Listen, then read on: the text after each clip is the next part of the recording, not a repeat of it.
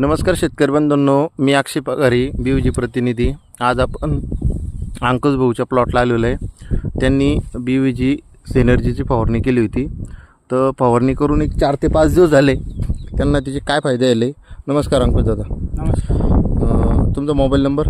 9579468985। बरं, गाव ताडकळस पोस्ट शिप्रवाजार तालुका भोकरदन। बरं दादा, तुम्ही सिनर्जी मारलं होतं, त्याच्या पहिले प्लॉट कसा होता, मारल्यानंतर काय आला फायदा?